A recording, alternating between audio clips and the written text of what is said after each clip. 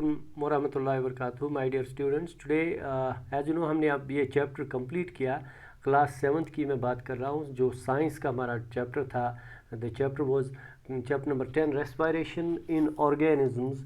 ये जो है हमने अभी तक जो पूरा लेसन जो है ये स्टडी हमने किया। आज हम इसका 9th लेक्चर में देखेंगे। इसकी जो टेक्स्ट बुक एक्सरसाइजेज हैं वो हम आज करेंगे, ठीक है। But before that I would like to forward a few instructions for you. आप एक चीज़ कीजिए, पहले आप जब ये लिख रहे होंगे तो इसको वीडियो चलाते वक्त आप नोटबुक अपने सामने रखिए। बिल्कुल साफ साफ क्लियरली आप इसको नोटबुक पे लिखेंगे, अच्छी तरह से मेंटेन करके, जैसे आपने प्रीवियस लेक्चर जो मैंने भेजे थे असाइनमेंट्स, उनको ये मतलब नोट्स उनको जैसे लिखा होगा उससे आगे आप लिखेंगे। आप क्या करेंगे, इसको वीडियो ओपन करके इसके स्क्रीनशॉट्स उठा के या वीडियो आराम से 2-3 बार देखेंगे, फिर इसको जो है आप करेंगे अच्छी तरह से नोटबुक पे मेंटेन, ठीक है। सो क्वेश्चन नंबर 1 है आपकी टेक्स्ट बुक पे। टेक्स्ट बुक को सामने रखिए। Define cellular respiration. तो आपका क्वेश्चन है define cellular respiration. Cellular respiration को डिफाइन करना है कि सेल्यूलर रेस्पिरेशन क्या होता है ना। आपको पता ही है, जो फूड होता है वो सेल्स में पहुंचता है, वहाँ इसके ऑक्सीजन के साथ रिएक्शन होती है, ऑक्सीजन इसको ब्रेक डाउन करता है, उसको सेल्यूलर रेस्पिरेशन कहते हैं। तो इस प्रोसेस में कार्बन डाइऑक्साइड और वाटर जो है रिलीज होता है। तो आप ऐसे लिखेंगे, the process of break down of food in cells to release energy is called cellular respiration, ठीक है। फिर फुल स्टॉप है। ड्यूरिंग दिस प्रोसेस, आप ये कार्बन डबल हो गया है, आप during this process carbon dioxide CO2, 2 को आप छोटा लिखेंगे, C बड़ा सा, O बड़ा सा और 2 आप बिल्कुल छोटा सा लिखेंगे। CO2 एंड वाटर H2O, इसमें भी 2 जो है छोटा सा लिखना है। CO2 and water are also produced. तो आप आंसर इस तरह लिखेंगे क्वेश्चन नंबर 1 का। The process of break down of food in cells to release energy is called cellular respiration. एक पॉइंट और ऐड करके, this process, during this process carbon dioxide and water are also produced, ठीक है। Okay, next question देखिए। Question number 2 है, why does an athlete breathe faster and deeper than usual after finishing the race. Athlete के बारे में लिखा है कि वो फास्टर और डीपर क्यों ब्रीथ करता है, उसकी सांस क्यों चढ़ती है, उसकी सांस क्यों फूलती है जब वो रेस दौड़ रहा होता है या रेस ख़त्म करता है, ठीक है। आप देखिए, क्योंकि हमारी बॉडी को एनर्जी के लिए, ये काम करने के लिए एनर्जी चाहिए, और एनर्जी के लिए फूड को ब्रेक डाउन करना है। जैसे अभी हमने देखा सेल्यूलर रेस्पिरेशन करना है। सेल्यूलर रेस्पिरेशन के लिए ऑक्सीजन ज़्यादा चाहिए। ऑक्सीजन हम सांस लेते हैं तो हमें बॉडी को ऑक्सीजन मिलता है। जब हमें ज़्यादा एनर्जी ज़रूरत, ज़्यादा हम काम कोई करेंगे तो ज़्यादा एनर्जी चाहिए। ज़्यादा एनर्जी के लिए ज़्यादा फूड ब्रेक डाउन करना है। ज़्यादा फूड ब्रेक डाउन करने के लिए ज़्यादा ऑक्सीजन चाहिए, और ज़्यादा ऑक्सीजन ज़रूरत होने की सूरत में ज़्यादा तेज़ और लंबी लंबी सांसें हमें लेनी है। यही इसका फंडा है, और कोई ख़ास बात इसमें है नहीं। नाउ इसीलिए एथलीट ज़्यादा ज़ोर से और लंबी लंबी सांसें लेता है। तो इसकी वजह यह है कि उसकी बॉडी को एनर्जी ज़्यादा चाहिए होती है, और उस एनर्जी को ब्रेक डाउन रिलीज़ करने के लिए वो उसको ऑक्सीजन भी ज़्यादा चाहिए होता है। तो आप ऐसे लिखेंगे, an athlete needs a lot of energy and a lot of oxygen is needed to release energy from food. एक एथलीट को बहुत सारी एनर्जी चाहिए, और उस एनर्जी को रिलीज़ करने के लिए ऑक्सीजन भी बहुत चाहिए। उस फूड में से एनर्जी रिलीज़ करने उसको ऑक्सीजन भी बहुत चाहिए। इसमें भी आप O बड़ा लिखेंगे और 2 छोटा सा लिखेंगे, ठीक है। Okay, so he breathes faster and deeper than usual, इसीलिए वो यूजुअल से थोड़ा ज़्यादा लंबी और गहरी सांसें लेता है, तेज़ सांसें लेता है। क्वेश्चन नंबर 3 है, देखिए, list the similarities and differences between aerobic and anaerobic respiration. Similarities और एंड डिफरेंसेस लिखनी है between aerobic and anaerobic respiration. तो देखिए, इसमें एक डेफिनेशन आनी चाहिए, define aerobic respiration and anaerobic respiration, चूँकि वो आपने प्रीवियस क्लास में लिखा है, लेकिन फिर भी एडिशनल क्वेश्चंस में आप देखोगे आगे वो इसमें आएगा एडिशनल क्वेश्चंस में, ठीक है। अब थोड़ा इंट्रोडक्शन हम के लिए हम बताएंगे।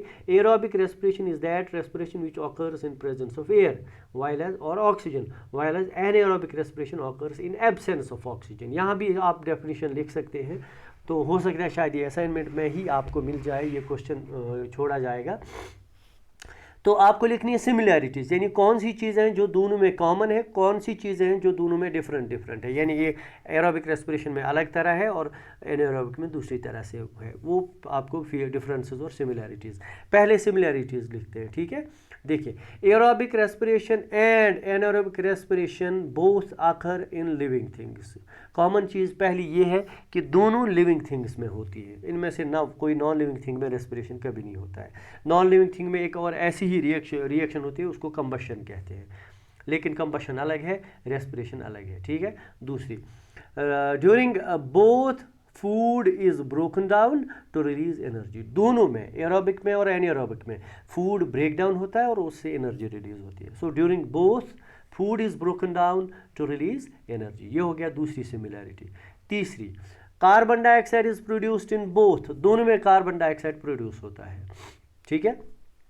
हम क्या देखते हैं, दोनों में जो है बाई प्रोडक्ट्स प्रोड्यूस होते हैं। बाई प्रोडक्ट वो प्रोडक्ट हो गया जो मेन प्रोडक्ट से अलावा, जैसे रेस्पिरेशन का असली मकसद प्रोडक्शन ऑफ एनर्जी है, लेकिन एनर्जी के साथ में दो चीज़ें ऐसी भी निकलती हैं, दो तीन चीज़ें जो ज़्यादा इंपॉर्टेंट नहीं है लेकिन फिर भी काम आती हैं। जैसे रेस्पिरेशन, इसमें एनर्जी के साथ साथ कार्बन डाइऑक्साइड प्रोड्यूस होता है, वाटर प्रोड्यूस होता है, लेकिन वाटर सब प्रोसेसेस में, दोनों तरह की प्रोसेस में नहीं प्रोड्यूस होता है, लेकिन कार्बन डाइऑक्साइड प्रोड्यूस होता है।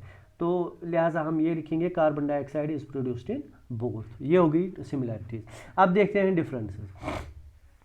डिफरेंसेस में देखिए, आप कॉलम एक बनाएंगे, ऐसे एक खड़ी लाइन लगाएंगे, ठीक है। इस तरह से आप लाइन लगाएंगे खड़ी खड़ी, एक स्केल से हाफ पेज करके, ठीक। तो इधर लिखेंगे एरोबिक रेस्पिरेशन, इधर लिखेंगे एनाएरोबिक रेस्पिरेशन, राइट। तो फर्स्ट पॉइंट ऑफ डिफरेंस लिखेंगे, aerobic respiration occurs in presence of oxygen, O2, ठीक। यहां लिखेंगे एनाएरोबिक रेस्पिरेशन ऑकर्स इन, ये प्रेजेंस नहीं है, इन absence of oxygen, in absence of oxygen, in absence of oxygen. यहां ए भी लिखना है, एब्सेंस ऑफ ऑक्सीजन, ठीक है, इन एब्सेंस ऑफ ऑक्सीजन। हो गई पहली पॉइंट ऑफ डिफरेंस। दूसरा, during this process a large amount of energy is produced, ठीक। एरोबिक रेस्पिरेशन में लिखेंगे दूसरा point, during this process a large amount of energy is produced। जहाँ लिखेंगे एनाएरोबिक रेस्पिरेशन में, during this process a small amount of energy is produced, यानी इसमें कम energy और उसमें ज़्यादा एनर्जी प्रोड्यूस होती है, ठीक है। हो गए दो पॉइंट्स। तीसरा पॉइंट देखिए, इसमें carbon dioxide CO2 and water H2O are also produced. इसमें कार्बन डाइऑक्साइड और वाटर प्रोड्यूस होता है, ठीक। हाँ, यहाँ लिखेंगे कार्बन डाइऑक्साइड एंड अल्कोहल, जैसे हमने इथाइल अल्कोहल देखा इनमें फर्मेंटेशन में, एनाएरोबिक रेस्पिरेशन में इथाइल अल्कोहल प्रोड्यूस होता है, ठीक है। अच्छा, so ethyl alcohol and carbon dioxide and alcohol are produced in anaerobic respiration, ठीक। एरोबिक रेस्पिरेशन में यहाँ देखेंगे, it occurs in most of the plants and animals. अक्सर प्लांट्स और एनिमल्स में एरोबिक रेस्पिरेशन होता है। यहाँ लिखेंगे it occurs in bacteria and yeast, यानी यीस्ट जो है फंजी, माइक्रो यूनिसेल्युलर फंजी, और बैक्टीरिया जो है, इनमें एनाएरोबिक रेस्पिरेशन होता है। चलिए, ये आपका हो गया क्वेश्चन नंबर 3। हाँ, नाउ देखिए question number 4, why do we often sneeze when we inhale a lot of dust laden air. देखिए क्वेश्चन क्या है, why do we often sneeze, हम अक्सर क्यों छींकते हैं जब हम इनहेल करते हैं, जब हम सांस लेते हैं, गर्द भरी हवा जब हम लेते हैं, यानी ये लिए गर्देदार हवा चवान अक्सर पोंद यवान, ठीक। कॉमन सेंस है, आसमान गसन कम क्या होता है, जो डस्ट है, धूल है, वो हमारी नाक में, नेज़ल कैविटी में जाती है, वो अटक जाती है, वो इरिटेशन काज करती है, तो हमारी बॉडी कोशिश करती है उसको थ्रो बाहर करने की, तो इसलिए हमें छींक आती है, या जिसको बोलते हैं हम स्नीज करते हैं। So when we inhale a lot of dust laden air, some of the dust may block our nasal cavity, यानी कुछ डस्ट इसमें से हमारी नेज़ल कैविटी को ब्लॉक कर सकती है, दस कॉजिंग इरिटेशन, इससे हमारी नेज़ल कैविटी में इरिटेशन होती है, ठीक। So our body wants to throw that dust out, dust है ये DUST dust, our body wants to throw that dust out, हमारी बॉडी क्या चाहती है कि हम वो उस डस्ट को बाहर फेंके, सो वी स्नीज, इसलिए हम स्नीज करते हैं, ठीक, इसलिए हमें छींकें आती हैं। ये गया क्वेश्चन नंबर 5। अब देखिए क्वेश्चन नंबर 4 था। अब क्वेश्चन नंबर 5 देखिए, इसको अच्छी तरह से समझ लेना है। टेक 3 टेस्ट ट्यूब्स, हमें 3 टेस्ट ट्यूब लेने हैं। Fill 3/4 of water of each with water, हर एक को हमें 3/4 पानी से भरना है। 3/4 हो गया यानी 4 में से 3 हिस्से, यानी फुल से थोड़ा नीचे, फुल से थोड़ा नीचे, हाफ से थोड़ा ऊपर भरना है इसमें हमें पानी। 4 में से 3 हिस्से भरने हैं, यानी 4/4 हिस्सा खाली रखना है। ठीक, तीनों को भरना है। 3 टेस्ट ट्यूब्स लिए, उनमें पानी भरा, 3/4, 3/4 of each is to be filled with water. ठीक है, नाउ क्या करना है, label them A, B and C, तीनों को नाम रखना है। एक को ए लिखेंगे, दूसरे को बी और तीसरे को C. Keep a snail in test tube A, test tube A में स्नेल हमें रखना है, एक मॉलस्क, वो फ्लैशी वो कीड़ा, वो एनिमल होता है, कुओं के पास होता है, पानी के पास होता है। ठीक, उसको रखेंगे टेस्ट ट्यूब ए में। A water plant in test tube B, test tube B में वाटर प्लांट रखना है। एंड इन सी, सी में भी टेस्ट ट्यूब वाटर प्लांट रखना है। Keep a snail in both plants, ठीक है, keep a snail in both plants, दोनों में स्नेल रखना है। यानी a plant test tube A में हमें रखना है क्या, खाली एक स्नेल रखना है। टेस्ट ट्यूब बी और सी में स्नेल भी रखना है, और क्या रखना है, क्या नाम इसको, प्लांट भी लगाना है और स्नेल भी रखना है। Which test tube would have the highest concentration of carbon dioxide, इनमें से कौन सा टेस्ट ट्यूब ऐसा है जिसमें कार्बन डाइऑक्साइड सबसे ज़्यादा होगा। ठीक है, देखिए ये कॉमन सेंस है।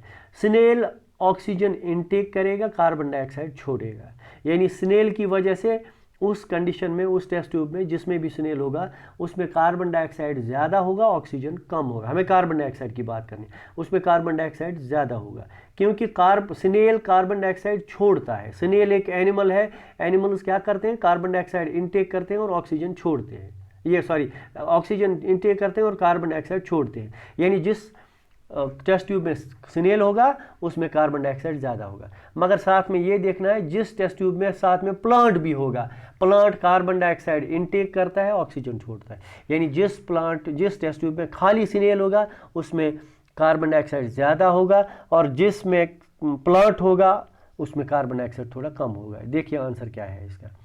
Test tube A will have the highest concentration of carbon dioxide, test tube वाला ए जो है उसमें सबसे ज़्यादा कार्बन डाइऑक्साइड कंसंट्रेशन होगी। क्यों, क्योंकि उसमें because snail in it will exhale carbon dioxide, क्योंकि इसमें जो स्नेल है वो कार्बन डाइऑक्साइड एक्सहेल करेगा। इन टेस्ट ट्यूब सी में क्या है, there is a plant which will inhale carbon dioxide. Test tube C जो है उसमें प्लांट है, वो कार्बन डाइऑक्साइड इनहेल करेगा, यानी वो कार्बन डाइऑक्साइड को पी जाएगा। And decrease the concentration of carbon dioxide in it, और उसमें जो है कार्बन डाइऑक्साइड कम हो जाएगा। ठीक है, तो ये आंसर इसका हो गया। अब देखिए question number 7, tick the correct answer, correct answer को टिक मारना है। इन cockroach air इंटर्स the body through, cockroach में एयर कहाँ से बॉडी में इंटर हो जाता है। एक लंग्स है, लंग्स कॉकरोच में होते ही नहीं है, गिल्स भी कॉकरोच में होते ही नहीं है, स्पाइरेकल होते हैं, स्किन भी नहीं होती है, तो इसका आंसर स्पाइरेकल्स है। साइड्स में इसके बॉडी में पोर्स होते हैं, उनको स्पाइरेकल्स बोलते हैं। ठीक है, दूसरा देखिए, during heavy exercise we get cramps, जब हम कोई हैवी एक्सरसाइज करते हैं हमें क्रैम्प्स होता है। ठीक है, लेग्स में दर्द होने शुरू होते हैं, तो दैट्स ड्यू टू एक्यूमुलेशन। क्या होता है हमारी बॉडी में उस टाइम, क्या जमा होता है, कार्बन डाइऑक्साइड नहीं, लैक्टिक एसिड हाँ, अल्कोहल नहीं होता है, वाटर नहीं होता है, यानी लैक्टिक एसिड होता है, इससे हमारी बॉडी में क्रैम्प्स डेवलप होता है। ठीक है, अच्छा चलिए, normal range of breathing rate पर minute in an average adult person at rest. एक आदमी नॉर्मल रेट जो है उसके सांस लेने की रेट क्या है जब कोई नॉर्मल इंसान एट रेस्ट है, आराम से बैठा हुआ है, उसकी रेट ऑफ ब्रीदिंग क्या होगी उस टाइम। 9 से 12 नो, 15-18 ये देखते हैं, 21 से 24 बिल्कुल नहीं, 30 से 33 ये ज़्यादा है, इतना नहीं होगा। मैंने शायद आपसे कहा 16 टाइम्स पर मिनट होता है, 16 टाइम्स। अब यहाँ पे ऑप्शन है 15 to 18, बुक पे भी 15 to 18 है, तो ये ठीक है। So the answer is B part. ठीक है, 15 to 18 टाइम्स। डी पार्ट देखिए, ड्यूरिंग एक्सहेलेशन, जब हम एक्सहेलेशन करते हैं, सांस छोड़ते हैं, रिब्स को क्या होता है, सांस छोड़ेंगे तो रिब्स अंदर की तरफ जाएंगी। ठीक है, वो नीचे की तरफ। मूव डाउन आउटवर्ड्स नहीं है, मूव डाउनवर्ड्स ये ठीक है, मूव अपवर्ड्स ठीक है, move do not move at all बिल्कुल ही नहीं है, मूव तो करती है, मूव तुम करन, बट ये सही आंसर है मूव डाउनवर्ड्स। ठीक है, चलिए नेक्स्ट क्वेश्चन, क्वेश्चन नंबर 7 है, कॉलम 1 को कॉलम 2 से मिलाना है। कॉलम 1 में आप देखेंगे यीस्ट एक यूनिसेल्युलर ऑर्गेनिज्म है, ये अल्कोहल प्रोड्यूस करता है। आगे देखेंगे आंसर। डायाफ्राम हमारी बॉडी में एक थिन मस्कुलर पार्टीशन होता है जो लंग्स इसके ऊपर होती हैं और बॉडी स्टमक इंटेस्टाइन्स वगैरह वो इसके नीचे होते हैं। स्किन आपको पता ही है, ये कुछ एनिमल्स में ब्रीदिंग में हेल्प करती है, किस एनिमल में वो आपको देखना है बाद में। यहाँ देखिए कॉलम बी में earthworm, gills, respiratory organism, alcohol. ठीक है, आगे देखिए यहाँ पे लीव्स। ठीक है, लीव्स में पोर्स होते हैं, उनको स्टोमेटा बोलते हैं। फिश है, पानी में होती है, गिल्स रेस्पिरेशन करती है। फ्रॉग में कई चीज़ों से रेस्पिरेशन होता है, 2-3 ऑर्गन्स हैं रेस्पिरेशन के लिए। कॉकरोच को पता ही है आपको, चेस्ट कैविटी यहाँ है, स्टोमक है, लंग्स एंड स्किन है, ट्रेकी है। ठीक है ना, ट्रेकी रेस्पिरेटरी एक ट्यूब नेटवर्क होता है, ट्यूब रेस्पिरेटरी ट्यूब्यूल्स। ठीक है, चलिए देखते हैं आंसर इसका। यीस्ट इसका आंसर है अल्कोहल, क्योंकि यीस्ट एनारोबिक रेस्पिरेशन करके अल्कोहल प्रोड्यूस करता है। दूसरा डायाफ्राम है, डायाफ्राम चेस्ट कैविटी में होता है, पार्टीशन होता है एक चेस्ट कैविटी का। स्किन अर्थवर्म में होती है रेस्पिरेशन के लिए। लीव्स में पोर्स होते हैं, स्टोमेटा उनको बोलते हैं। फिश रेस्पिरेशन करती है गिल्स से। फ्रॉग में रेस्पिरेशन होता है लंग्स और स्किन से। ठीक, कॉकरोच में ट्रेकी होती हैं जिनको रेस्पिरेटरी ट्री भी बोलते हैं।